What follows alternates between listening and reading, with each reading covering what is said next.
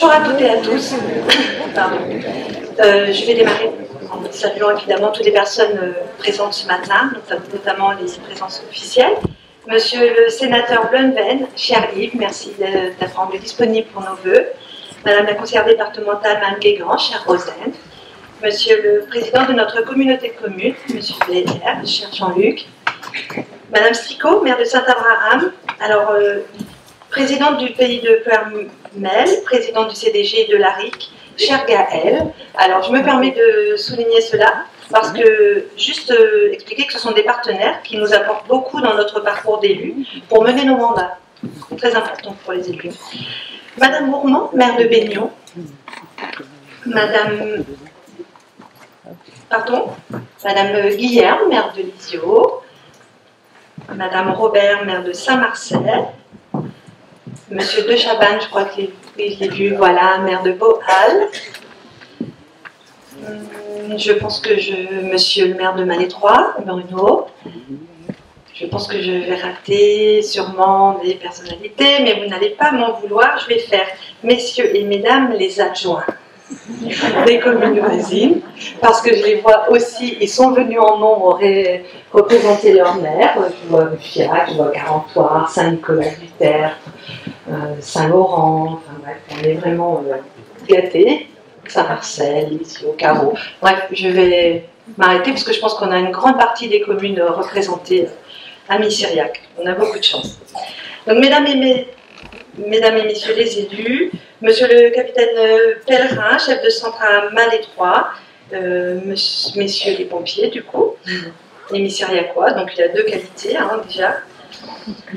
Je vais saluer les forces de l'ordre par notre adjudant Aurel de guerre, qui vient représenter effectivement le capitaine. Mesdames les directrices d'école, Madame Leblanc et Madame Rosé, je les ai vues, Cathy et Sandrine. Le père Carto est dans la salle aussi avec nous, merci beaucoup d'être présents. Mesdames, Messieurs, en vos rangs, grades et qualités, tout protocole respecté. Je vais excuser aussi ce matin les personnes qui n'ont pu se libérer, à savoir Monsieur le député Paul Molac, il m'a appelé hier soir, les sénateurs, donc Monsieur Uzena et Madame la sénatrice Jourda, et puis notre maire honoraire Jean-Yves Lally, est retenu par une fête familiale d'importance, donc il a bien raison de se libérer ailleurs. Je fais un petit clin d'œil à Michel Berthet, parce que maire de Saint-Laurent-sur-Rusque, il se livre au même exercice que moi ce matin. Alors, je suis très heureuse de vous recevoir. Un certain Marcel Proust a écrit « Soyons reconnaissants envers les gens qui nous rendent heureux. Ils sont les jardiniers qui font fleurir notre âme. » Vous avez compris, je vous suis très reconnaissante. Nos vœux seront accompagnés d'une pensée pour tous ceux et celles qui ne peuvent se joindre à nous ce matin, et pour tous les Missiriacois et Missiriacoises que nous avons accompagnés cette année, pour Monique et Angèle qui nous ont quittés tout dernièrement. Cher François, chère Christiane, nos adjoints honoraires qui sont aussi dans la salle, je les ai aperçus. Chers Missiriacoises, Missiriacois, bienvenue aussi à nos nouveaux arrivants. Je reçois avec honneur et plaisir le privilège de prendre la parole ce jour, à la faveur des moments de partage de vœux, qui constituent un moment particulier d'amitié et d'échanges cordiaux. Je vous offre tous mes meilleurs vœux. Je vous remercie de répondre présent à cette invitation qui reste un moment solennel dans nos communes. Je vais vous donner un bilan de l'année 2023, bien sûr, et les perspectives d'avenir.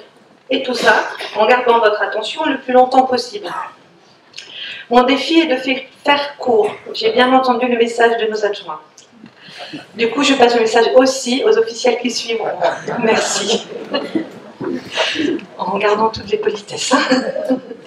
Vous le savez à présent, je vous l'ai déjà dit, je suis passionnée par cette fonction. Même si les normes, les directives se compliquent, on peut vivre le mandat de façon positive. Avec l'équipe municipale, notre objectif est le suivant. Vous partagez les éléments essentiels pour comprendre les choix réalisés pour notre bien vivre à Missiriac, bien vivre ensemble, et bien sûr dans notre communauté de communes.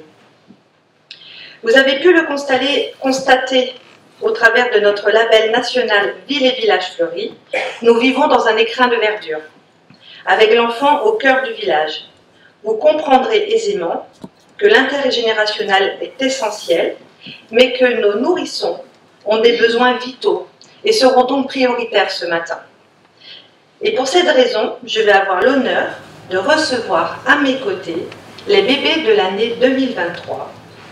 Chaque année, la municipalité offre aux nouveau-nés un arbre de leur choix, symbole de l'arbre de vie, à planter sur leur propriété, la propriété des parents, ou sur le domaine public. C'est au choix. La plantation est bien sûr accompagnée des conseils de nos paysagistes si besoin. Cela m'amène à faire aussi un point sur la démographie. 1214 habitants aujourd'hui. Cela vient à valider une croissance de 1,05%, avec un équilibre entre les tranches d'âge, en gardant de jeunes familles sur la commune, ce qui est un très bon indicateur pour la suite.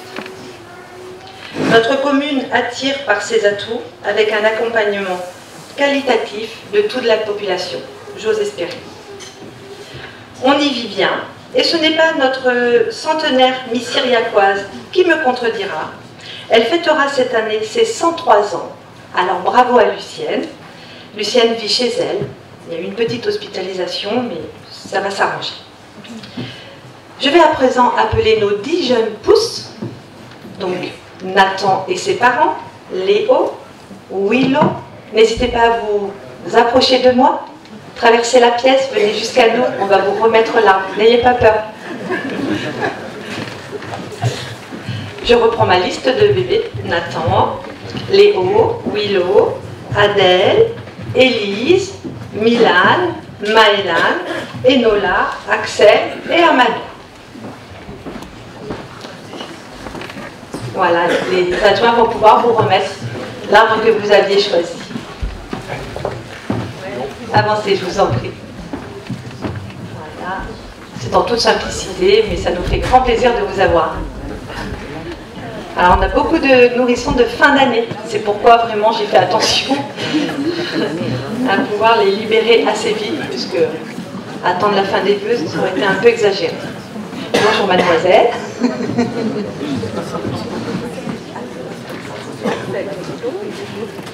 Bienvenue à Mi-Syriac, parce que je vois qu'on a beaucoup de nouveaux arrivants.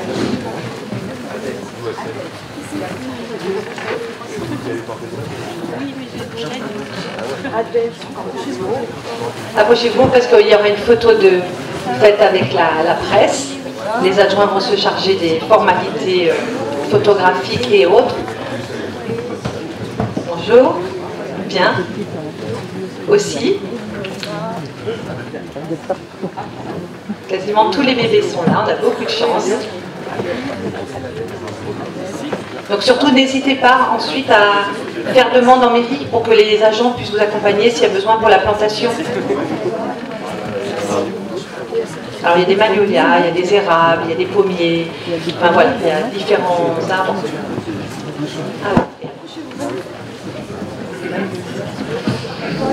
Alors moi je poursuis, ma petite voisine.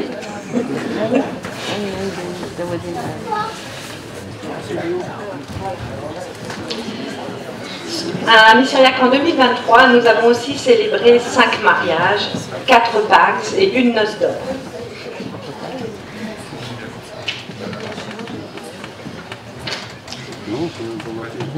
Ça y est, mesdames, messieurs les journalistes.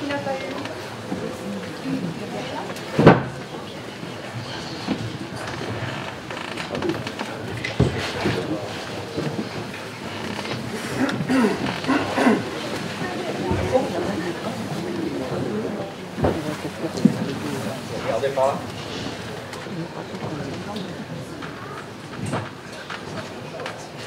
Une belle brochette, hein. Donc on est à effectif constant hein, pour l'instant. Depuis le début de mandat, 10, 10, 10. J'attends les 11.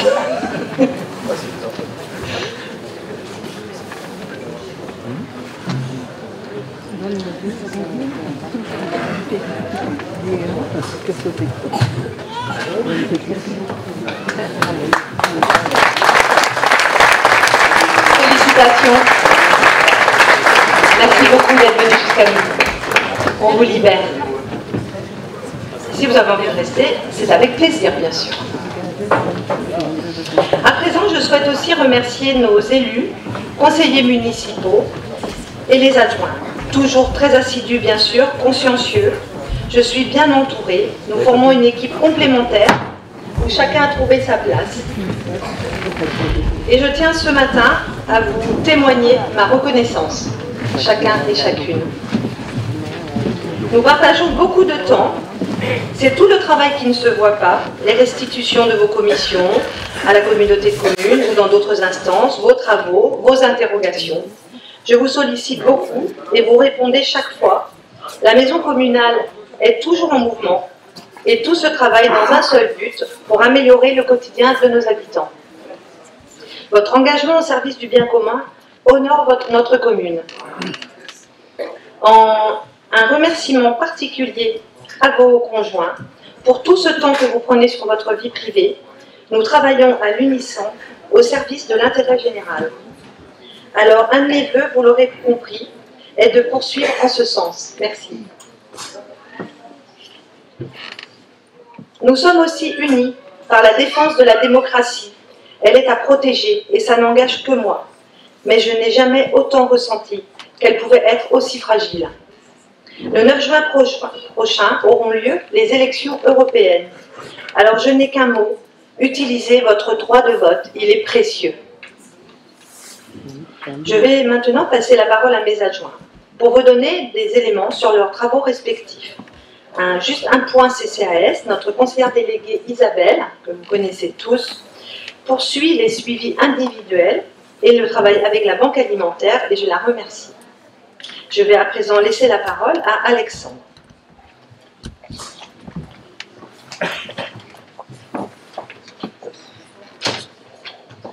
Bonjour à tous et toutes, je me présente, donc Alexandre Rougier, nouvellement adjoint à la partie voirie et bâtiments donc sur la commune. J'ai pris mes fonctions cette année.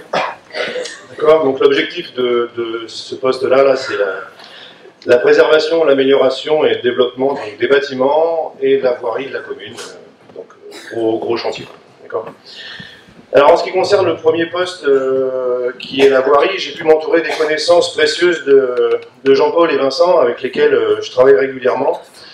Merci à eux de me faciliter le travail et puis d'avoir pu m'aider dans la prise de poste. L'année 2023 a été marquée par une réflexion importante des fossés et des accotements. Nous poursuivons le planning de passage commencé par mon prédécesseur. Merci d'ailleurs à lui, je l'ai vu tout à l'heure. Il doit être caché dans un coin. Mise en place d'hydrocurage, surtout sur les endroits qu'on a identifiés comme sensibles. D'accord, vous savez qu'il y a des enjeux liés aux précipitations qui sont de plus en plus violentes, on va dire, et du coup il faut gérer ça au niveau de la voirie. Et ça passe aussi par une réouverture des fossés là où c'est possible. On sait qu'un fossé stocke beaucoup plus d'eau et draine beaucoup plus d'eau qu'une buste. Donc on en vient naturellement aux travaux qui sont en cours à la Godinais, ce qui était parmi les points les plus sensibles de la commune. Donc les travaux se terminent, on devrait terminer ça d'ici fin janvier et avec, j'espère, des résultats probants. Merci à la société Charrier qui nous accompagne sur ce projet-là, dont l'expertise a été très bonne là-dessus aussi, et ils ont été hyper efficaces pour faire les travaux. Parmi les projets, on va dire d'envergure sur 2024, on va prévoir la traversée de la route départementale au niveau de la salle des sports. Quand vous quittez le bourg à pied pour rejoindre la salle des sports et le pump track, il y a une voie douce sur le côté gauche, là, donc ça c'est très sympa, très agréable. Par contre, le point un peu difficile, c'est la traversée de route, surtout pour les enfants. Donc on est en lien avec le département là-dessus pour mettre en place ça et sécuriser cette zone-là rapidement. Comme vous le savez, la commune possède aussi un patrimoine important en ce qui concerne le bâti. Donc là, je remercie grandement Eric qui m'accompagne presque tous les jours sur ce sujet-là. Donc là aussi, il y a du boulot. Le maître mot, c'est la rénovation énergétique de ces bâtiments-là. Certains commencent à être vieillissants, puis avec l'augmentation des coûts de l'énergie, on a mis ça comme comme ligne rouge, on va dire, sur mon mandat. Parmi les travaux effectués cette année, les plus importants, c'est le changement des menuiseries de la mairie, réisolation des combles, changement des Velux. On a changé également le système de chauffage du bâtiment de la résidence des Ormes, le bâtiment de la ruche. Donc voilà, tout ça, c'est les gros projets qui ont eu lieu en 2023, qui ont pour but, évidemment, la sobriété, enfin, davantage de sobriété énergétique sur la commune. Et on a vu les premiers résultats en ce moment, là, c'est facile à tester, quoi. Voilà. Donc toujours sur le thème de la transition énergétique, il y a 2 projets en cours, à l'étude, disons, sur la commune de Missiriac. Ça concerne du photovoltaïque. Une des premières possibilités, c'est d'en mettre sur cette toiture-là, qui est grande et particulièrement bien exposée. Et le deuxième projet en cours d'étude, c'est l'ancienne déchetterie de Mélé, qui, de par son statut d'ancienne déchetterie, permettrait d'avoir du photovoltaïque au sol. Et on est en contact avec une entreprise là-dessus, et donc c'est bien parti pour ce faire. Gros travaux de bâtiments en perspective 2024. On va travailler toute la partie bar qu'il y a derrière vous là, et cantine, ancienne cantine et ancienne cuisine de l'ancienne cantine. Donc là, ça va passer par carrelage, électricité, peinture, changement de menuiserie, enfin bref, il devrait y avoir pas mal de changements. J'ai pas fait un listing très exhaustif, il y en aura sûrement plein d'autres. On peut souligner quand même un projet qui a été terminé il n'y a pas très longtemps, c'est la croix, avec le calvaire derrière l'église. Donc un super boulot réalisé par Eric pour la partie croix et par Vincent pour la partie calvaire en pierre. Donc je vous invite à aller voir, c'est sympa. 100% régie. Voilà. Je m'arrêterai là-dessus pour la partie commune. Pour la partie OBC, je suis en charge également de la commission déchets. Donc la commission déchets, c'est un gros sujet. Parmi les choses qui vont se passer cette année, vous avez peut-être entendu parler que les biodéchets devaient maintenant être compostés. Donc chacun a son petit compost chez lui, et si ce n'est pas le cas, OBC en fournit. Ça, c'est la première des étapes. La deuxième des étapes, c'est horizon 2025, on va changer le mode de collecte. Hein. Vous serez en point d'apport volontaire pour la partie ordures ménagères et bac individuel à domicile pour la partie déchets recyclables, poubelles jaunes. D'accord. Donc ça va être un changement assez important dans nos habitudes. Ça ne se fait pas en une année. OBC nous accompagne là-dessus et on vous accompagnera, nous, aussi à l'avenir. Un petit mot sur la fibre, maintenant. La fibre a été déployée sur le domaine public dans l'intégralité de la commune, mais il reste encore le petit morceau entre le poteau téléphonique et votre maison. Et ce petit morceau-là, c'est l'opérateur qui le fait. Donc, il y a déjà eu des propositions de commercialisation de la fibre plutôt dans le sud de la commune, on va dire la Godinet et puis les villages alentours. Et si vous avez des inquiétudes ou des questions, nous, on est capable de vous répondre sans problème. Par contre, il ne faut surtout pas se presser, à mon avis.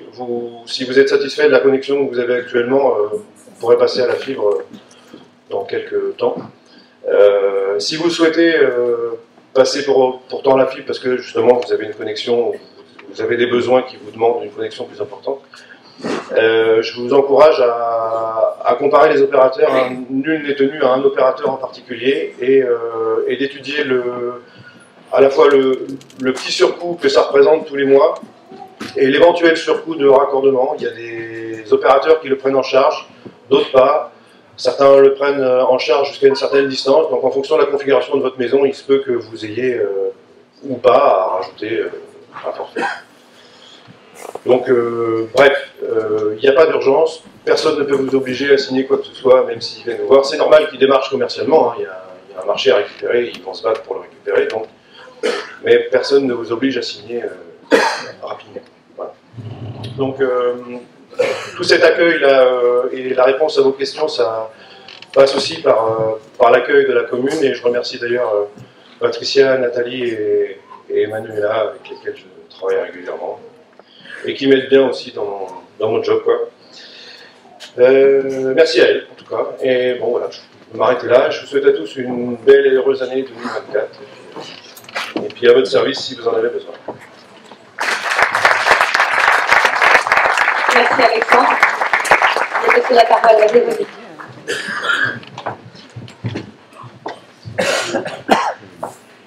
Bonjour à toutes et tous. Comme il est de coutume, je suis ravie de présenter à chacune et chacun d'entre vous tous mes vœux pour cette nouvelle année. Il est aussi important de se présenter ou représenter. Véronique Texier, je suis adjointe à la communication et membre de la commission finances. En charge de la rédaction de la Gazette avec la commission communication, j'en profite pour remercier Anne-Franck, Yann, Franck et Régis pour leur accompagnement. Je souhaite également remercier Manuela pour tout le travail effectué sur cette rédaction. Vous avez pu le découvrir en première page de cette nouvelle Gazette, et nous vous l'avions annoncé l'an dernier, un nouveau logo a été créé pour apporter une identité complémentaire à la commune. Ce logo apparaît déjà dans l'ensemble de nos communications, dont Panneau Pocket et Facebook. Quelques mots sur ces deux applications. Tout d'abord Panneau Pocket, que nous avons mis en place en 2021 pour vous apporter les informations et alertes concernant la commune. Les services à disposition, les animations de la commune, mais aussi les alertes transmises par la préfecture et qui nous concernent. Vous êtes 540 à avoir installé l'appli sur votre smartphone. Et sur l'année 2023, nous avons eu 36 452 lectures de nos informations diffusées. Le compte Facebook, lui, a été mis en place cette année. Et vous le trouverez sous le nom Commune de Missiriac. Il est alimenté de l'ensemble des événements concernant la commune et les associations. 326 personnes ont ajouté cette page à leurs amis. Si ce n'est déjà fait, je vous invite à le faire et surtout à en parler autour de vous. Nous avons pu au cours de cet été retrouver pleinement l'animation de nos petits marchés. Ces moments de retrouvailles si précieux aux Missiriacois et Missiriacoises. Nous avons pu tester d'autres formules liées à une météo capricieuse et nous avons pu constater que la salle polyvalente pouvait nous y accueillir. Ce qui veut dire que si jamais la météo était capricieuse de nouveau en 2024, nous ferions les concerts du mercredi dans la salle. Nous avions lancé dans la Gazette 2021, puis lors des concerts de l'été dernier, un appel à votre imagination pour lui trouver une nouvelle identité. Les retours n'ont pas été très nombreux, mais nous avons statué et nous aurons l'occasion de tous vous retrouver pour les concerts du mercredi. Ce sera la nouvelle identité de ces soirées de convivialité. Une nouvelle affiche devrait également voir le jour. Avec la collaboration de Luc Marcy, que je remercie, nous avons démarré la sélection pour les concerts 2024 qui débuteront le mercredi 10 juillet. Je n'oublie pas la fête des fleurs et j'en profite pour remercier l'ensemble des associations et des bénévoles qui contribuent à la réussite de cette belle journée. Nous vous donnons donc rendez-vous le dimanche 23 juin pour une nouvelle édition. Je vous remercie de votre attention. Je redonne la parole à Christelle, mais je voudrais aussi ajouter un petit mot la concernant, puisqu'elle nous remercie tous au niveau du conseil, et donc au niveau du conseil, je voudrais aussi te remercier de tout l'engagement que tu apportes à la commune. Merci Christelle.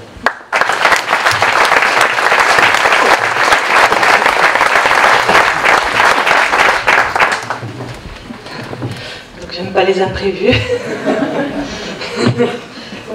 Alors je passe la parole à Samuel, notre adjoint aux finances. Donc, bonjour à toutes et à tous, je vous souhaite une bonne année 2024, qu'elle vous apporte santé, bonheur et prospérité pour vous et vos familles. Donc, pour ma part, je suis Samuel Carlin, donc adjoint aux finances de la commune et du CCAS, délégué du SMGBO, donc le Grand Bassin d'Oust. Enfin, je suis le référent communal du FDG Don, donc c'est la Fédération départementale des groupements de défense contre les organismes nuisibles. Donc, le budget d'une commune se compose de deux sections, la section investissement et la section fonctionnement. Pour la partie dépenses de fonctionnement, la commune conduit un budget de 800 000 €. 42% de cette somme correspond à la masse salariale.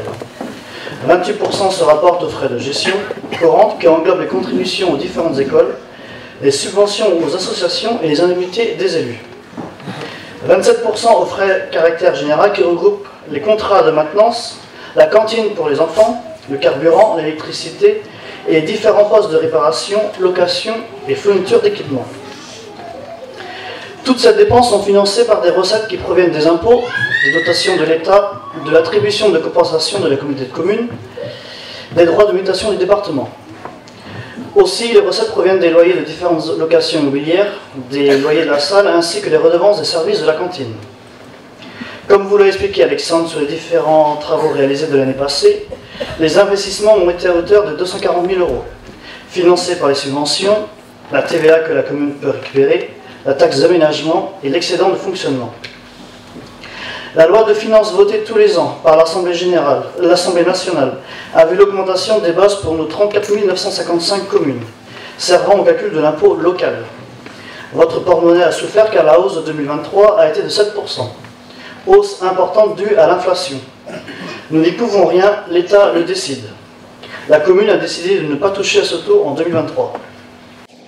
Enfin, comme vous l'avez déjà entendu, les déchets sont aussi au cœur de l'actualité avec une hausse de la redevance. Passons au FDG donc. Avec Patrice Emeraude, nous avons organisé courant avril une présentation du frelon asiatique, les différents modes de piégeage et de la période de lutte. N'hésitez pas à communiquer en mairie le nombre de nids primaires et secondaires détruits. Également, je tiens à remercier nos 5 piégeurs de Ragondin, Bernard, Claude, Eugène, Jean et Ludovic pour leur implication. 118 ragondins ont été capturés sur la période estivale. Rappelons que les ragondins sont porteurs de la maladie appelée leptospirose, qui peut se transmettre à l'homme avec pour conséquence une insuffisance rénale.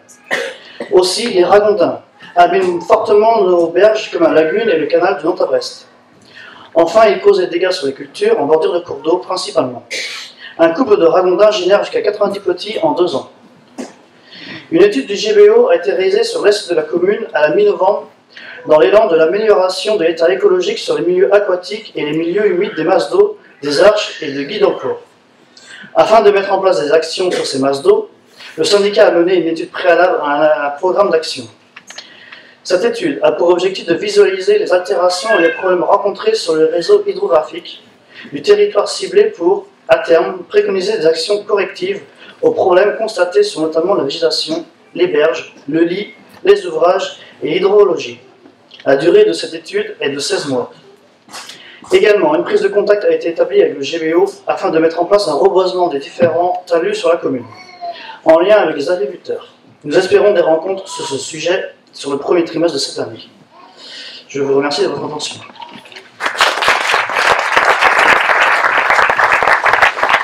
Merci Samuel. On va maintenant accueillir Isabelle, la 4e adjointe.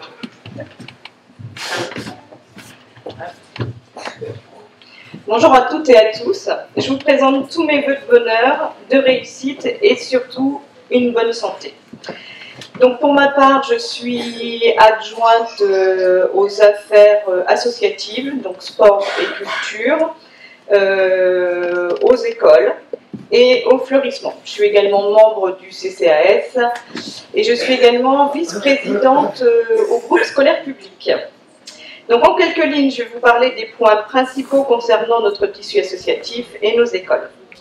Mais avant, à tous nos bénévoles qu'on retrouve dans diverses associations, mais également à la médiathèque, à nos éco-citoyens, à nos participants au concours des maisons fleuries, à vous toutes et tous qui par votre implication, votre temps, votre énergie, contribuez fortement au bien-vivre de notre commune.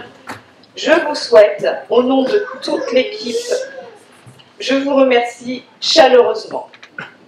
À propos de nos écoles, le groupe scolaire public, où sont scolarisés 138 élèves, dont 22 sont domiciliés à Missériac, sont répartis dans 6 classes, donc effectif plus ou moins constant par rapport à l'an passé, avec une hausse au niveau maternel. Une nouvelle enseignante, Cécile Oé, a été nommée à la rentrée en CM1. Pas de changement du côté de la direction, donc c'est toujours Sandrine qui était à la direction. L'école Sainte-Thérèse, dont l'effectif actuel est de 74 élèves, Donc stabilité également. L'équipe enseignante et la direction restent la même.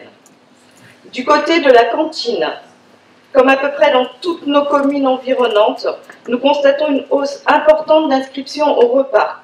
Nous sommes donc amenés à en revoir l'organisation. En concertation avec Sébastien, président de l'OGEC, et Cathy, directrice de l'école, nous avons décidé de mettre en place 2 services, dans un souci d'accueil et d'encadrement. Nouveau dispositif qui devrait être effectif ce lundi 23 janvier. Ceci entraîne un besoin de personnel encadrant, notamment pour la surveillance de la cour, entre midi et 13h15. Nous étudions plusieurs possibilités, mais le jeudi reste un jour difficile à organiser et à la réflexion. Nous nous sommes dit que cela peut-être pouvait intéresser certaines, voire certains d'entre vous, ou quelqu'un de votre entourage. Donc si tel est le cas, nous vous invitons à venir vous présenter en mairie. Nos associations, qui sont toujours aussi présentes sur notre commune, vous offrant de nombreuses activités, qu'elles soient sportives ou culturelles. L'une d'entre elles sera d'ailleurs mise à l'honneur tout à l'heure par Christelle. Une nouvelle association vient de naître, les Joggeurs éclairés. Le groupe de coureurs qui était jusque-là rattaché à l'association Loisirs-Culture, et aujourd'hui, au vu de l'évolution de l'effectif, ils souhaitent développer leur activité. Donc leur entraînement a lieu le samedi matin de 9h à 10h30. Nous accueillons également une association de yoga. Si vous souhaitez vous initier à la pratique, rendez-vous dans cette salle tous les lundis et mercredis à partir de 18h30 ou 19h. Un groupe de badminton s'est également constitué, rattaché à l'association Loisirs et Culture. Et grâce à tout ce petit monde et leur union pour former l'association des rencontres, comme on a parlé tout à l'heure Véronique, nous avons pu vous proposer une 2e édition de notre fête des fleurs. Donc vous pouvez déjà renoter sur l'agenda la date du 23 pour la 3e, ce qui vous laisse largement le temps de penser à la préparation de vos brouettes et pourquoi pas rajouter les bicyclettes cette année. À vous de voir. Quant à la médiathèque, tous les mois, Nathalie et ses bénévoles vous proposent pour nos plus jeunes 3 ateliers, contes ou bricolage, ainsi qu'un bricolo-sciences. Des animations comme la soirée pyjama, Halloween et la journée de Noël, mais également des balades nature. Vous avez ainsi pu visiter une passe à poissons et découvrir les orchidées sauvages. Des conférences sur la géologie notamment, ou des films lors de la soirée cinéma avec des courts-métrages présentés par Monsieur Morvan, sans oublier les préparations des scénettes, les ateliers couture pour notre fête des fleurs. Et pour cette année, se succéderont de janvier à avril des animations sur le thème du loup, de l'amour et de l'Amérique latine, avec à chaque fois une expo, des contes, des ateliers et des bricolo-sciences. Donc comme vous le voyez, vous ne pouvez pas vous ennuyer. Je vous souhaite donc de belles activités.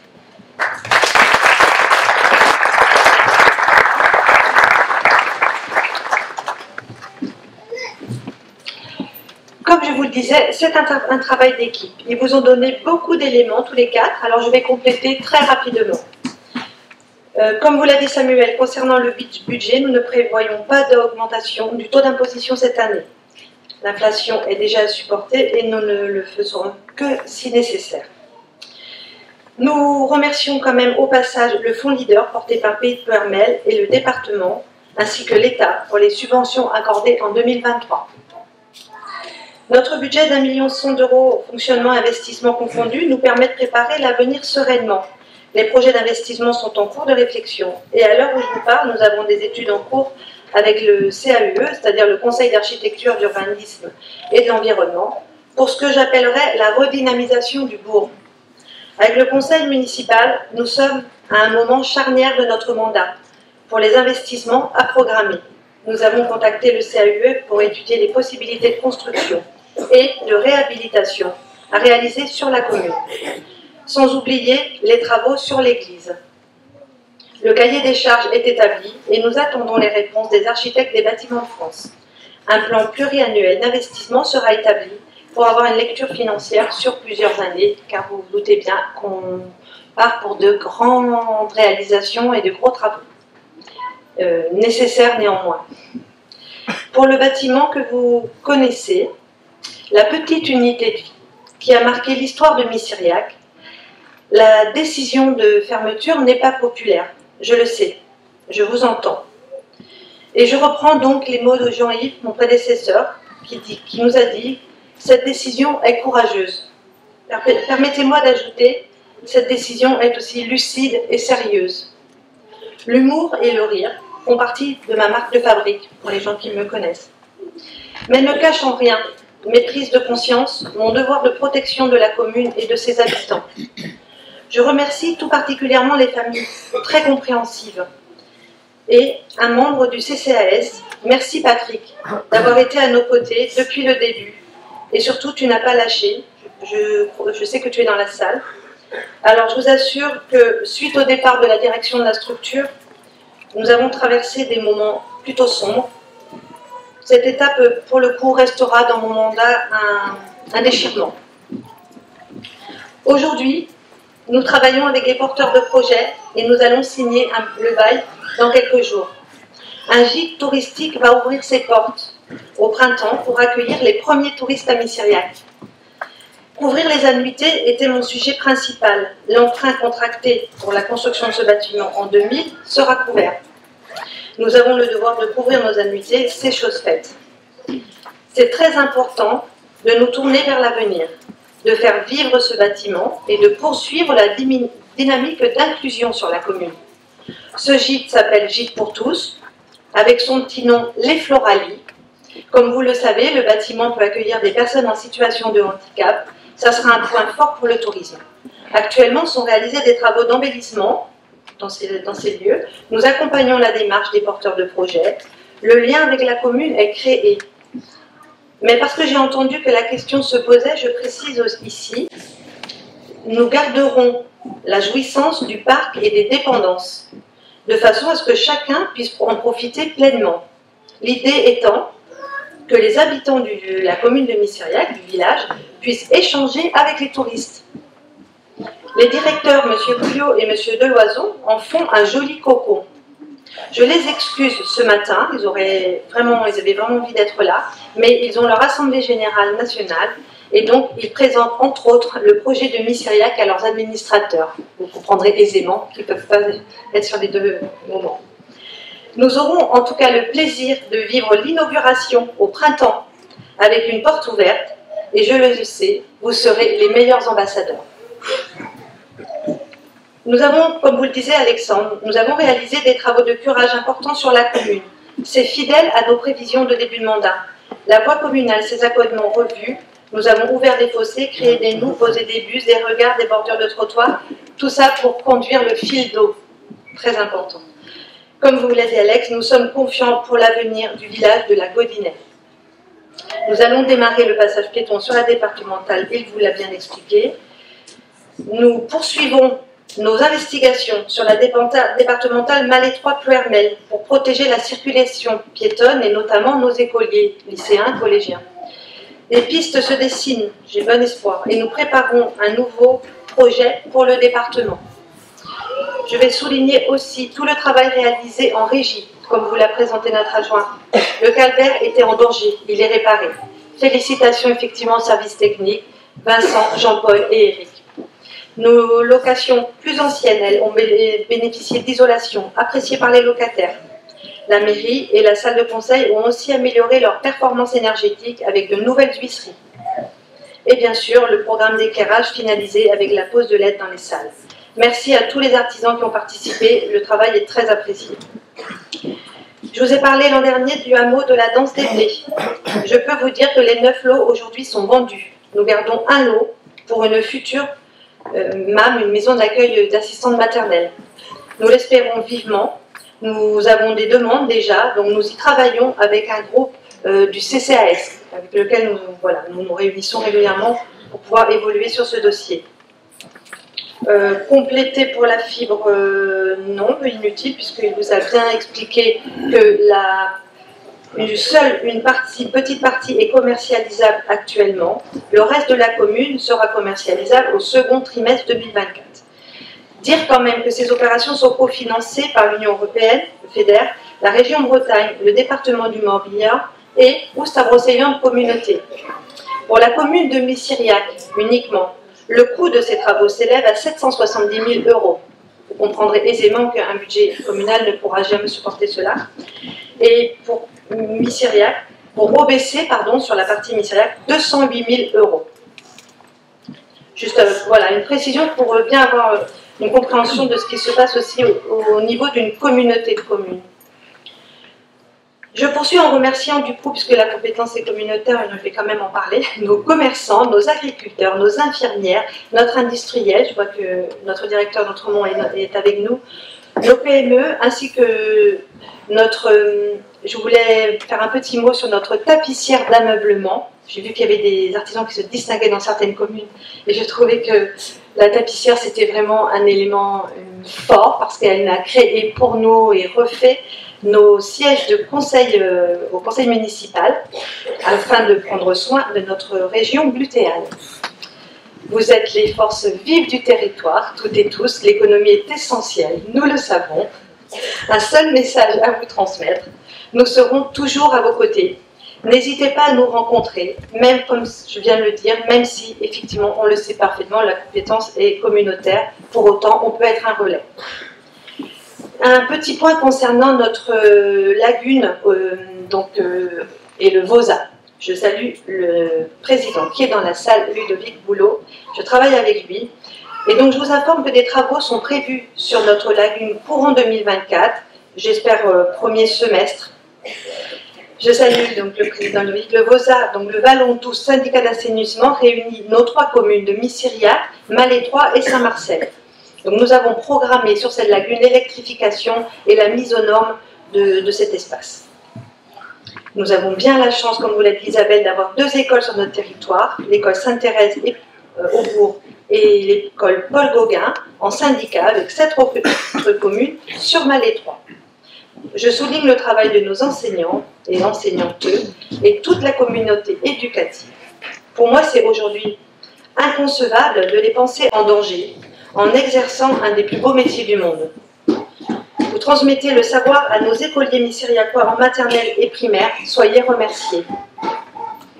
Je remercie nos agents Viviane et Isabelle qui s'occupent du service cantine. Nous accueillons en moyenne 65 enfants à la cantine, mais on pourrait monter à 71 s'ils venaient tous le même jour.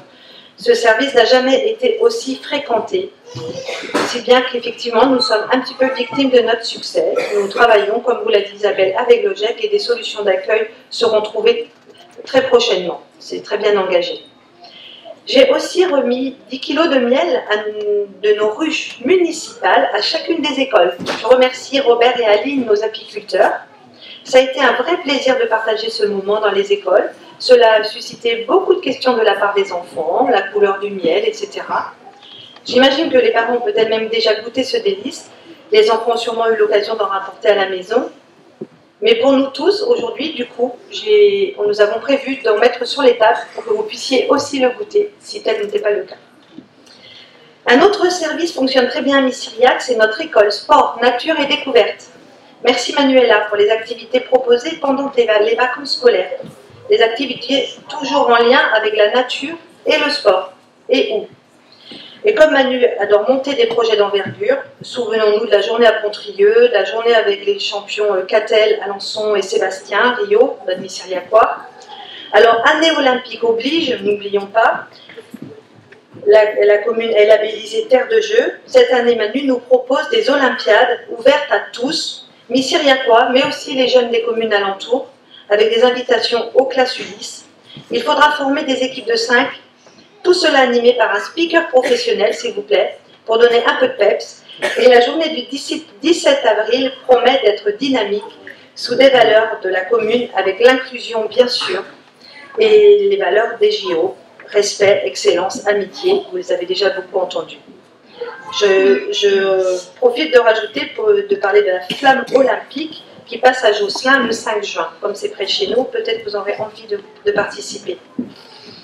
Et pour nos jeunes gens, nous sommes prêts à présent pour mettre en place notre conseil municipal des jeunes. Merci à Virginie de nous accorder du temps sur ce travail. Nous gardons un beau souvenir du travail pour le Pump Track avec Manuela. Vous allez nous trouver de jeunes citoyens pour participer à nos activités et proposer des idées. Les jeunes de 8 à 17 ans intéressés peuvent d'ores et déjà s'inscrire en mairie. Et Missiriac, c'est aussi une terre de solidarité. Et c'est au cœur des associations que je pense. Nous avons 18 assos sportifs, culturels et de loisirs. Un grand remerciement à vous, présidents et présidentes. Vous formez ce tissu bénévole. Vous créez la dynamique de notre territoire. Alors bravo à tous. Personnes convaincues par le devoir de mémoire, je les devine aussi nombreuses. Nous souhaitons accueillir des soldats de France. Venez nous rencontrer en mairie, nous organiserons une réunion avec le président. Cher Claude, je sais qu'il est dans la salle. Vous aurez toutes les informations pour vous inscrire à nos côtés. Et pour la préservation de notre bien commun, nous pouvons compter, comme vous l'a dit Samuel, sur nos piégeurs, que je remercie à travers cette petite allocution.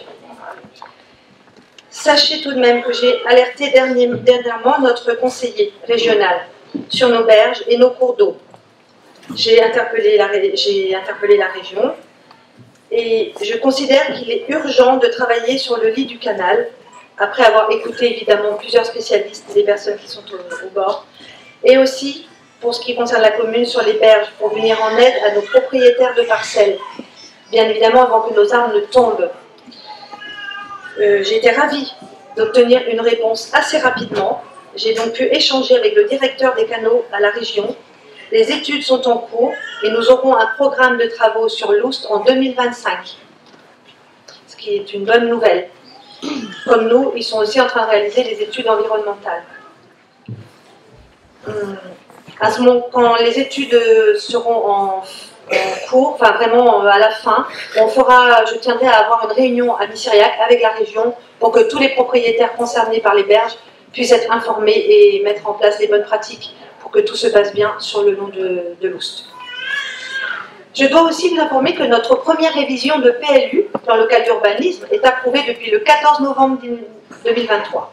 Vous pouvez évidemment consulter ce PLU en mairie et sur le site internet, mais je vais y revenir. Comme je parle d'urbanisme, je profite de vous donner 2-3 chiffres. Depuis 2020, nous avons traité, depuis 2020, 386 documents d'urbanisme, CU et DIA, et 81 permis de construire, dont 18 en 2023.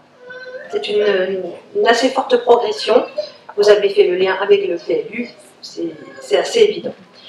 Ce document et toutes les études environnementales obligatoires, les documents de PLU, l'eau pluviale, certes très intéressantes pour l'appropriation, la maîtrise des réseaux de notre commune, mais toutes ces études ont un coût non négligeable. J'ai demandé à Patricia, notre secrétaire générale, que je remercie pour son implication à nos côtés et aux côtés de la population. Je lui ai demandé de nous faire un point financier, un total de, tenez-vous bien, 60 000 €. J'enlève 12 000 de subventions reçues de l'État, ce qui nous donne encore 48 000. Est-ce bien raisonnable pour une commune de 1200 habitants? Sincèrement. Voilà. Ceci dit, aujourd'hui c'est fait, on a notre document en main, bien établi. Mais tout de même, j'ai trouvé ça très onéreux. Je remercie d'ailleurs à ce sujet Nathalie pour son travail sur le PLU. Elle nous a accompagnés sur sa mise en œuvre et je vous assure que c'est tout sauf simple. De plus, j'ai eu l'audace de prendre mon temps. Donc, effectivement, ça a été plus fastidieux encore pour elle de travailler sur ces documents. Donc, merci beaucoup Nathalie pour ta pugnacité. À présent, comment ne pas vous parler de ce qui honore la commune, le bien vivre ensemble, par les actions concrètes, visite tout l'été, les fameux petits concerts sur juillet et août, où nous avons un plaisir à nous retrouver. La fameuse fête des fleurs, le 23 juin prochain. Nous comptons sur chacun de vous. Cette animation prend de l'ampleur, et nous avons conscience qu'il est important de partager nos connaissances sur la biodiversité, la connaissance de la nature, tout simplement. C'est une journée haute en couleurs et en défis. J'en profite pour remercier du coup sur cette journée tous les acteurs, car ce sont bien vous, les vrais animateurs de cette journée. Je pense que vous connaissez maintenant notre slogan, le fleurissement n'a de sens que s'il est partagé. Les habitants, le comité environnement et le fleurissement, les éco-citoyens que vous voyez passer régulièrement sur les photos dans mon dos, ont joué leur rôle à la perfection. Je précise aussi que cette année 2022 ont eu lieu 5 réunions de villages, où justement nous sommes en concertation avec tous les villages de la commune. Je vais diviser en 5 la commune, et donc plusieurs réunions ont eu lieu. Nous allons reprendre ce même schéma courant au second semestre, on s'est mis à peu près d'accord, 2024. On a trouvé que les échanges étaient très intéressants et pertinents.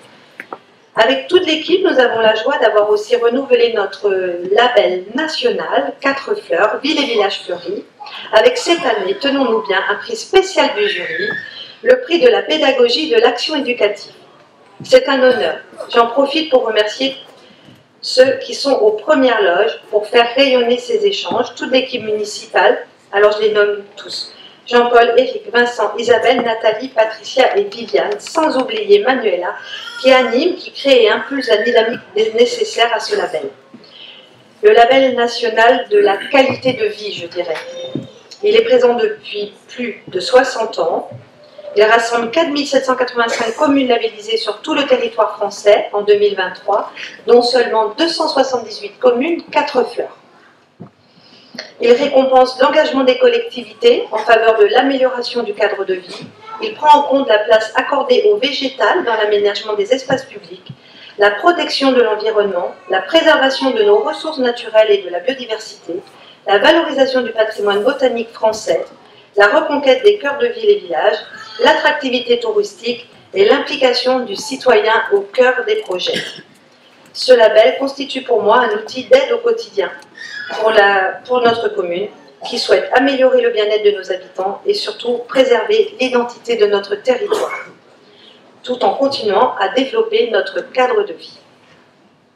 Je reviens sur le poste de Manuela rapidement. Elle mène différentes actions. J'ai fait une liste à l'après-vert, mais je vous en fais grâce. Toutes les collectivités et associations et l'Association nationale des maires de France pointent les contraintes qui s'empilent, le travail qui s'ajoute pour le secrétariat, au vu du nombre des réglementations et des normes à mettre en place, mais tout cela sans jamais rien supprimer. Alors oui, une réflexion s'est imposée et une formation de secrétaire de mairie sera suivie par Manuela cette année. Il faut pouvoir tourner dans les services si besoin et aussi préparer l'avenir. Nos enfants, via les activités sport, nature et découverte, profitent pleinement de l'éducation à l'environnement et bénéficient de connaissances du terroir. Nous sommes très fiers de nos jardiniers d'un jour qui apprennent très vite. Ces savoirs sont transmis à nos jeunes par nos agents paysagistes et par les agents de la cantine avec la transmission des valeurs telles que l'anti-gaspi dans l'assiette et le respect. L'accueil des ados sur le dispositif argent de poche au service technique ou à l'animation. À la médiathèque sur des activités de théâtre. La bibliothécaire au service des classes maternelles et primaires. Et tous les ateliers du mercredi et samedi. Bref, vous l'avez compris, nous sommes en perpétuelle recherche pour nourrir nos jeunes pousses. Nourriture frugale, bien sûr, mais aussi de l'esprit. L'enfant est et restera au cœur du village, et comme on ne se repose pas sur nos lauriers, à la région, nous avons aussi obtenu le prix Zéro Phyto, durable. Et notre inscription à Défi Collectivité, un réseau régional de partage d'expériences où Missiriac sera référencé comme une démonstrative pour partager des retours d'expérience, justement, promouvoir les nouvelles pratiques durables et éco-responsables. Un grand bravo à l'équipe d'agents qui m'accompagne, une fois encore, au travers de mes exemples. Vous saisissez les actions menées en transversalité, c'est la richesse des équipes restreintes, beaucoup d'énergie, de la réactivité et donc de l'efficacité. Je suis gâtée. Tous m'entourent dans une ambiance simple, conviviale et je dirais même familiale. Et pour finir, notre plan communal de sauvegarde, qui sera signé très prochainement avec la présence du sous-préfet. J'ai eu sa réponse dernièrement. Mais avec vous ce matin, je tiens à remercier Diane. Elle est là-bas cachée dans le coin. Elle a souhaité prendre en charge ce document. Je lui ai fait confiance. Elle est très méticuleuse et même perfectionniste. Nous avons bien avancé ensemble. Un grand merci à toi, Diane. La trame est réalisée par ses soins. L'équipe a complété, bien sûr. Nous n'avons pas fait appel à un bureau d'études. Vous comprenez que nous avons bien sûr économisé de l'argent public, mais le plus important, c'est surtout que ce document, c'est un document de connaissance des mesures à mettre en œuvre sur la commune en cas de catastrophe. qu'il était important que chacun s'en saisisse. Je remercie toutes les personnes des équipes aussi de réserve pour leur implication qui sont venues aux 2 réunions qu'on a faites dernièrement. Merci à toi Diane et j'ai vraiment envie qu'on t'applaudisse parce que c'était un gros travail.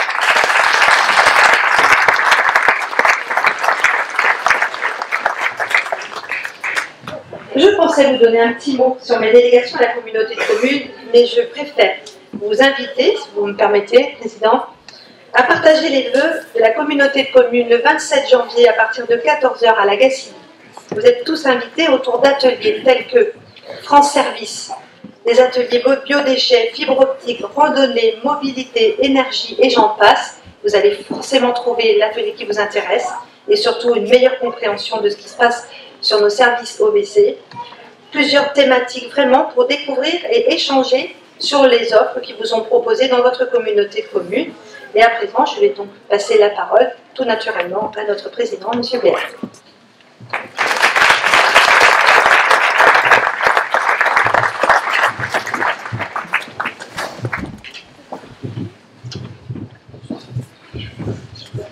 Madame le maire, chère Christelle, mesdames et messieurs les membres du conseil municipal, monsieur le sénateur qui arrive, madame la conseillère départementale, chère Rosaine, mes collègues maires, conseillers communautaires, vice-présidents qui sont là, je les salue aussi, mesdames et messieurs, en vos grades et qualités. Mesdames et messieurs, donc je suis très heureux d'être ici et je vous remercie de m'avoir invité. Christelle, comme tous ceux qui sont intervenus jusqu'à présent, je vous présente mes meilleurs vœux de bonheur, de réussite et surtout de santé. Je voudrais remercier aussi plus particulièrement Christelle, elle l'a dit, elle est à mes côtés vice-présidente de la communauté de communes. Et je voudrais saluer, je pense qu'elle sera d'accord avec moi, la qualité de nos relations. Et ça a été dit tout à l'heure par un de tes collègues, ton engagement et ta détermination à faire avancer les dossiers. Donc moi je suis là pour vous parler un petit peu de la communauté de communes qui a été reconstituée un petit peu à partir des 3 anciennes, pour en faire qu'une seule, hein, c'est à Brocéliande communauté, 40 000 habitants, j'ai oublié de saluer monsieur le curé, pardonnez-moi, je vous ai aperçu tout à l'heure, 40 000 habitants, 26 communes, 250 agents, 49 élus, donc c'est une petite entreprise. Et moi je crois que le fait qu'on se soit agrégé constitue une force, parce que l'union fait la force, je le dis dans toutes mes interventions. Et ça permet qu'on existe plus, on est plus écouté parmi nos partenaires institutionnels et on peut mieux défendre notre territoire. Juste en quelques mots, ça a été dit, et comme on m'a demandé de faire court, en général, quand on dit qu'on va faire court, on fait long, donc je ne vais rien dire. Je vais essayer d'être le plus succinct possible. C'est quoi la communauté de communes? On l'a dit, c'est l'économie, c'est les entreprises, c'est le commerce, et c'est ça qu'il nous faut préserver ici sur notre territoire, parce que ce sont les ressources pour la collectivité, certainement financières, par les contributions des communes au travers de l'impôt, mais c'est aussi des ressources pour le territoire. C'est de l'emploi, c'est de l'habitat, c'est des activités. Le tourisme, puisqu'on est dans un pays touristique avec des cités de caractère, tu as parlé de l'Oust, le canal de Nantes à Brest, la forêt de Brocéliande qui n'est pas loin, dans un environnement de grande qualité. Les déchets, j'y reviens pas, on en avait parlé tout à l'heure, on est en phase d'harmonisation d'ici à 2026 et le nouveau système sera en application complète en 2026. La mobilité, c'est important. Je ne vais pas rentrer dans le détail, tu l'as dit tout à l'heure, je rentrerai plus dans les projets lors des vœux communautaires, le 27, à la Gacilly. On a changé la formule cette année, où on invite tout le monde, donc vous y êtes conviés, les acteurs économiques, mais aussi tous les habitants, et vous aurez en direct, in vivo, une présentation de tous les services de la communauté, avec nous les élus, et puis avec tous les collaborateurs. Et donc le concept en matière de mobilité qu'on développe, puisqu'on l'a perdu un peu en proximité, c'est celui de l'accessibilité aux services pour le plus grand nombre, via les systèmes de transport que nous mettons en place.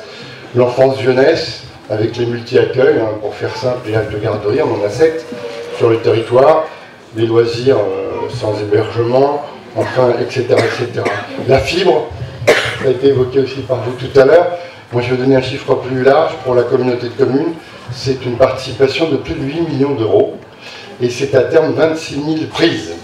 Alors j'espère, on parlait hier au conseiller régional député, j'espère que tout sera en œuvre comme le président s'y est engagé en 2026. les pompiers que je salue, capitaine, trois casernements sur le territoire, Guerre, Lagacy et Malétroit, et on travaille en lien étroit avec le service départemental d'incendie et de secours et le service public d'assainissement non collectif, le SPANC, qui contrôle, conseille en matière d'assainissement collectif. Donc vous voyez, la communauté de communes, c'est beaucoup de services à la population, ça pèse aussi beaucoup sur notre budget. On a un budget principal de 25 millions d'euros, un peu comme ça a été dit tout à l'heure, 40% c'est la masse salariale, donc c'est 10 millions d'euros la masse salariale de la communauté, donc ça participe aussi à l'activité économique et au développement commercial sur le territoire. Alors, simplement, il faut qu'on fasse des fois avec moins, puisqu'on assiste, je le disais hier au vœu à la commune, à une nationalisation de nos ressources, je pense à la taxe d'habitation, à la CVAE, donc on a moins de marge de manœuvre et on a aussi moins d'autonomie fiscale et financière pour agir, donc il faut que nous soyons extrêmement rigoureux dans notre gestion. Sur les projets 2024, dans ce contexte, on continue à agir, je vais donner juste une liste, la préoccupation principale, je le dis, dans un cadre particulier de restriction foncière avec une nouvelle loi qui s'appelle la loi ZAN. Il faut que nous soyons vigilants. Donc on va utiliser au mieux le foncier dont on dispose, économique, mais aussi le foncier habitat. Et donc on a des projets de développement économique importants sur tous nos parcs. On a 6 parcs en bordure de 4 voies et on a une quinzaine de parcs au total et on les restructure, on les étend pour accueillir des entreprises. Je pense au Valcoricaillère, je pense au Boussard à Lagacy, à Montvalais, à Carentoire. On a déjà fait des extensions au Gros Chêne, on s'occupera aussi du parc de Bâle. Donc c'est un atout considérable sur le plan géostratégique, ces parcs en bordure de 4 voies, parce que les entreprises ont envie de s'y installer et c'est très accessible. Une maison France Service qu'on va créer à Lagacy, un espace vie sociale qu'on va créer aussi à Lagacy. On va travailler aussi par anticipation sur l'assainissement. Vous savez, si la loi, parce que j'ai entendu qu'au Sénat ça discutait sur cette loi, sur sa remise en cause éventuelle, où la compétence passerait, c'est l'assainissement collectif, aux communautés de communes, en 2026, donc par anticipation du travail, pour faire un diagnostic et éventuellement élaborer un schéma, on verra ce que ça donne. Et puis, ça a été évoqué aussi sur le plus, on va essayer de travailler de manière beaucoup plus solidaire, de manière beaucoup plus partagée, on va engager une réflexion, et après ce sera un débat démocratique, un processus démocratique sur la mise en œuvre éventuellement d'un plan local d'urbanisme intercommunal, parce qu'il y a une raréfaction foncière, il faudra qu'on se mette d'accord pour essayer de faire en sorte que ça se passe le mieux possible, tout en préservant un aménagement naturellement équilibré du territoire, un nouveau centre social à Guerre. Je m'arrête là, et puis on va reprendre aussi, tout près d'ici, sur à proximité de Guerre, le centre des Landes.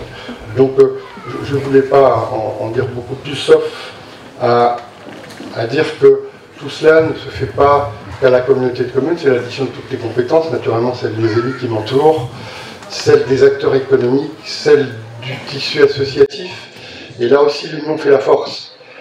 Et c'est l'addition de toutes ces compétences, de tous ces acteurs, qui font que notre territoire peut se développer et qu'il existe. Et donc, on a la même démarche au sein de la communauté de communes, on est agrégé toutes les anciennes pour que tout se passe le mieux. Donc moi, je vous renouvelle, ça n'a pas été trop long, j'espère, tous mes voeux de réussite à l'équipe municipale, à vous tous et toutes ici, de bonne santé. Je salue aussi la dynamique de la commune, la dynamique de sa mère, vous en êtes aperçu, on s'en aperçoit tous les jours. Je peux vous assurer qu'elle a la forme, tous les jours, elle est très très dynamique et c'est très bien. Et il y a un bon indicateur, c'est la dynamique démographique. Et c'est vrai que c'est en progression, je regardais dans la presse, et c'est tant mieux. Et puis je vois que la relève est assurée pour le futur et c'est très bien aussi. Donc voilà, je vous souhaite une excellente année 2024 et une bonne santé aussi à Missiriac. Merci beaucoup.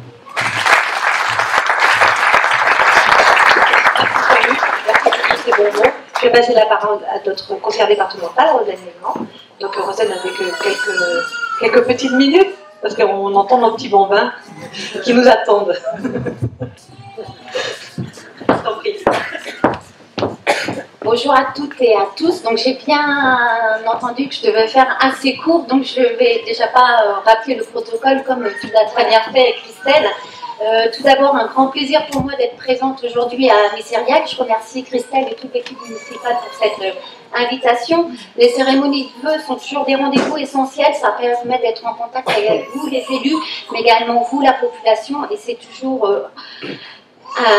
agréable, et ça me permet de vous remercier, donc toi Christelle et toute l'équipe municipale pour l'engagement et l'énergie déployée au service de Messériac à travers vos projets, vos réalisations, vos événements.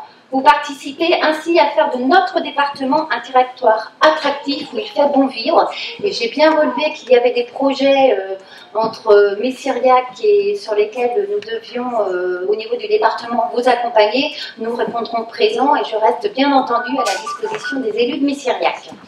Je pourrais être tentée de vous faire un bilan pour le département et de vous brosser toutes les perspectives 2024, mais je ne vais pas être plus longue. Simplement vous dire que la collectivité départementale se porte bien, sa santé financière est saine. Nous venons de voter en décembre un budget de 865 millions d'euros, dont 186 millions d'investissements. Nous pourrons continuer à assurer sérieusement toutes nos compétences en termes de solidarité humaine et territoriale. Une santé saine, cela ne veut pas dire que l'argent coule à flot au département du Morbihan. Cela signifie plutôt que la rigueur est de mise, une rigueur sérieuse qui vise à l'efficacité. Juste deux chiffres à noter. Le département du Morbihan, c'est 14% de recettes en moins que la moyenne des départements, mais 21% des dépenses en moins aussi. Donc, ça signifie que moins de recettes, mais moins de dépenses, donc signe d'une bonne gestion. Quelques points d'étape sur le mandat en cours. Au niveau des solidarités humaines, nous avons adopté un schéma de l'autonomie, un plan départemental de l'insertion. Également, nous avons procédé à une refonte du fonds Solidarité Logement et du dispositif Morbihan Solidarité Énergie. Nous prenons ainsi au niveau du département une part active dans la lutte contre la pauvreté.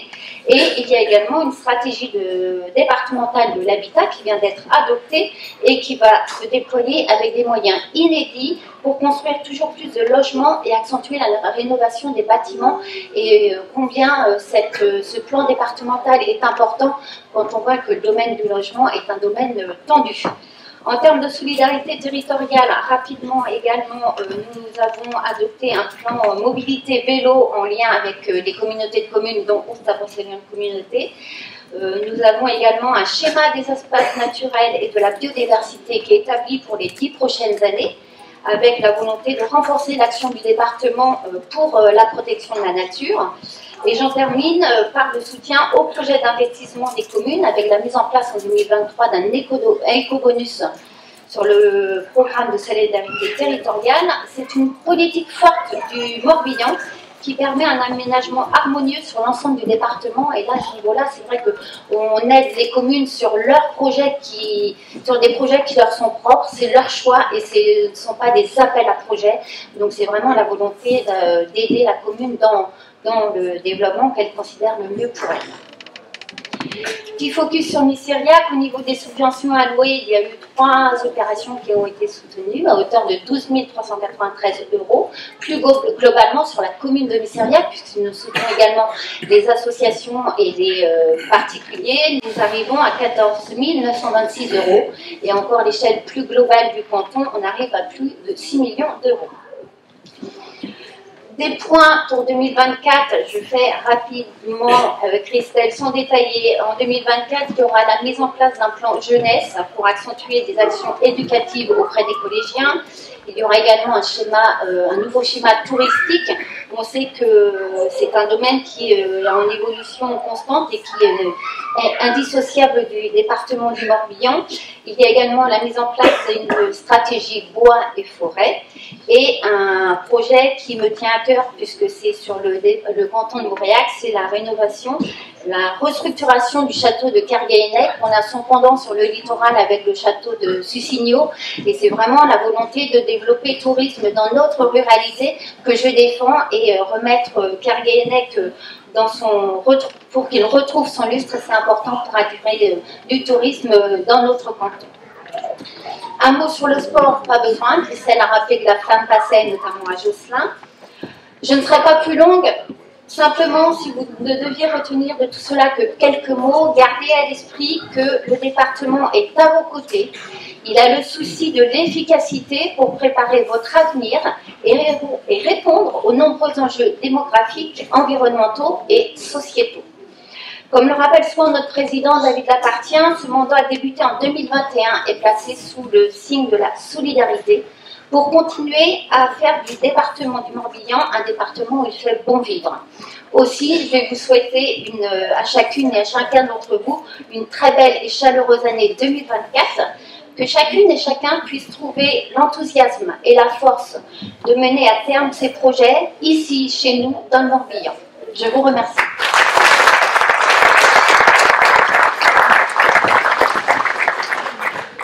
Merci Rosette.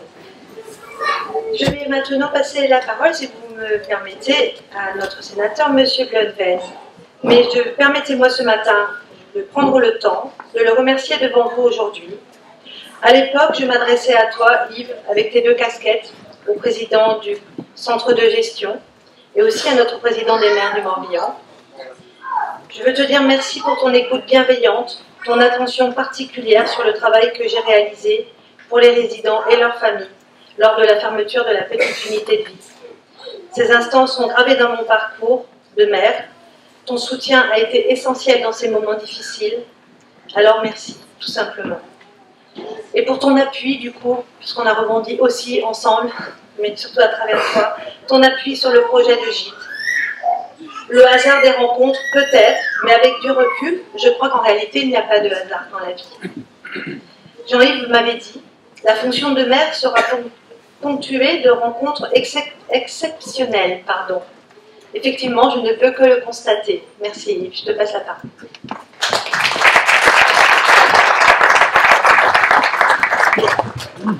Merci Christelle, merci de me donner la parole. Bonjour à toutes et à tous. On est là aujourd'hui pour célébrer les vœux de municipalité, donc pour saluer le travail des communes, pour saluer le travail des élus.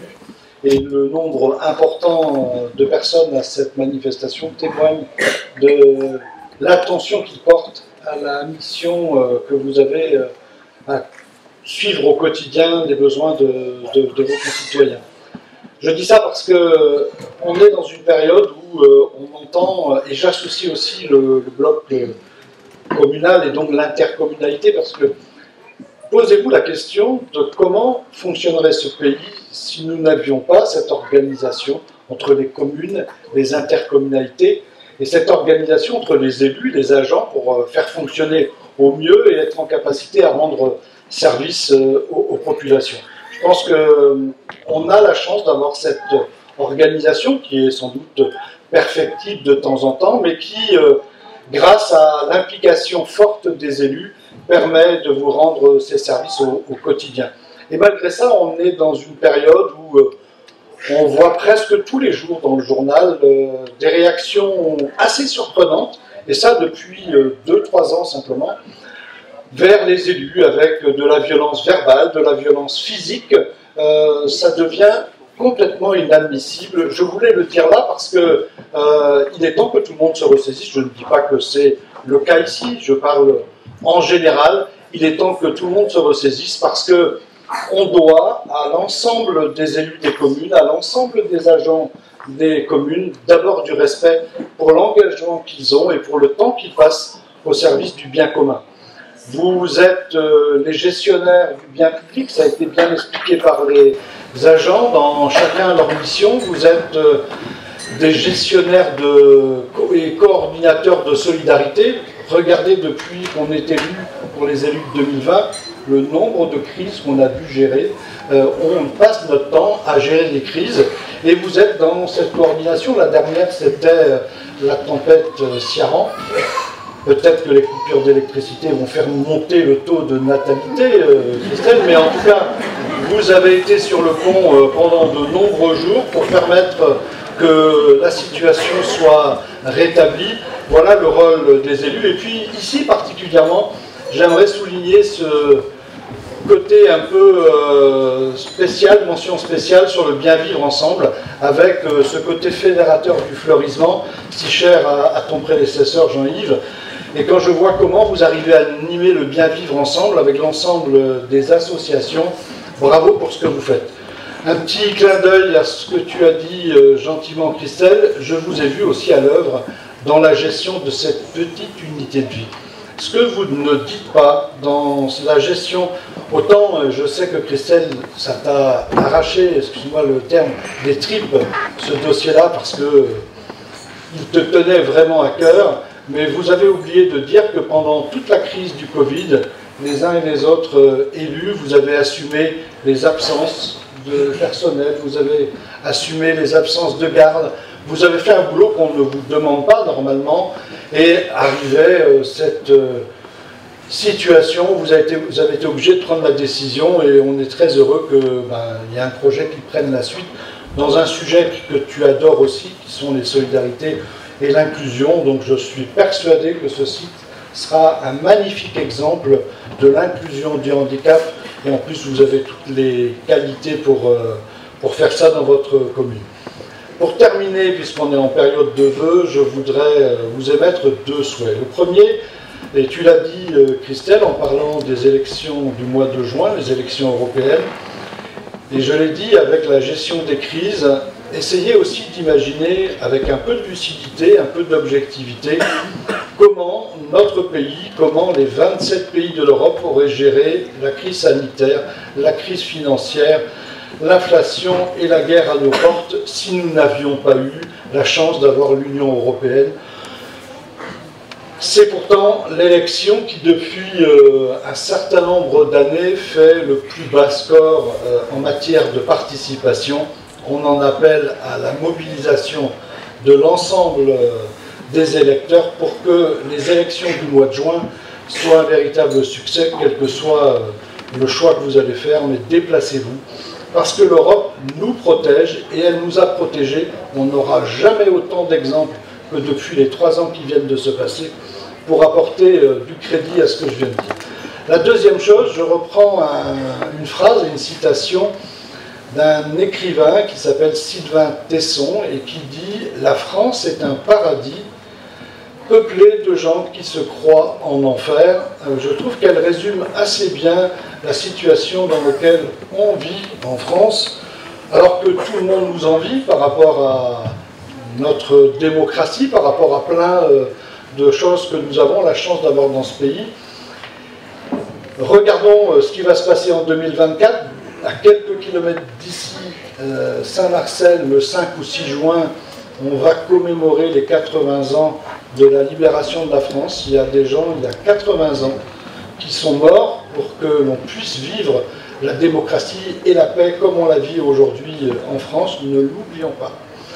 Il y aura les Jeux Olympiques qui vont mettre les projecteurs sur la France pour des milliards d'habitants dans le monde et des gens qui vont nous envier pour la façon dont nous fonctionnons dans ce pays. Et pour finir, un symbole, l'inauguration de la première reconstruction d'une cathédrale dans le monde, celle de Notre-Dame, qui est à la fois un emblème pour Paris, mais aussi pour la France. Tout ça doit nous donner un minimum de fierté d'être français. Donc, soyons fiers d'être européens parce qu'elle nous protège, soyons fiers d'être français. Et je termine là en vous souhaitant une très belle année 2024 et surtout la santé. Merci.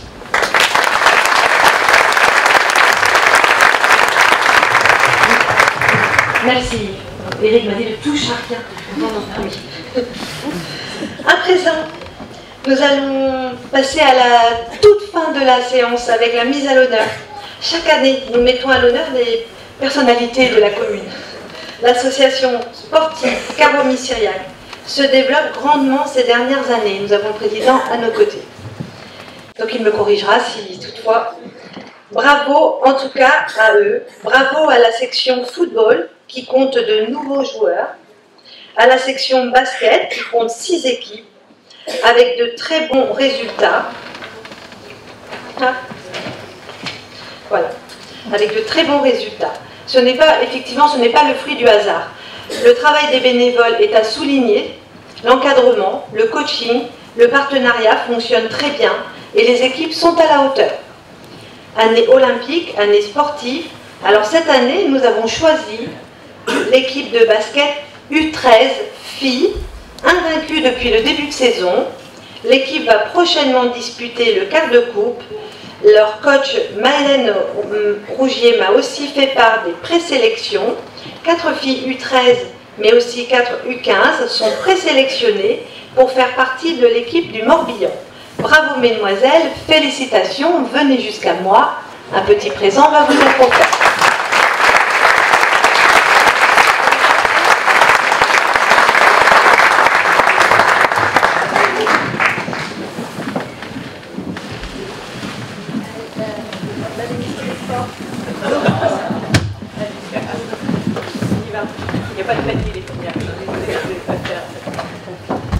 Alors, on se présente. On a Adèle, Emma, Aïla, Lia et Laura. Félicitations, mesdemoiselles, bravo. Vous avez des ballons, c'est la peine originale. Donc on vous souhaite beaucoup de succès dans la suite de vos championnats, etc. Poursuivez vraiment en ce sens. Voilà, le sport, c'est la santé, donc c'est très très bien. On est très content à Miss Syriac de vous avoir. On vous suivra dans vos résultats. Photo, du coup, oui. Merci, Jean-Claude.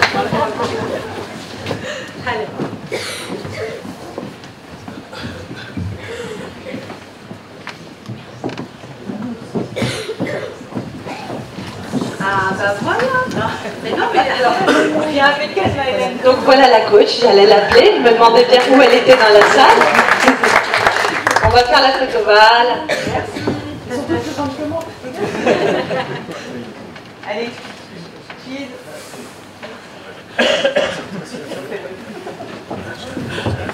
Merci à tous, vraiment. Bravo mesdemoiselles. Pour finir, en remerciant nos partenaires, pour la décoration naturelle, notamment les pépinières du Penouette et puis le fourni de la Madeleine avec lequel vous allez pouvoir vous régaler. Et pour finir, sachons apprécier la vie, jardinons et cultivons la gratitude. Je vous souhaite une bonne année 2024, pleine de réussite, de joie et de bonheur. Nous pouvons nous retrouver dans la salle.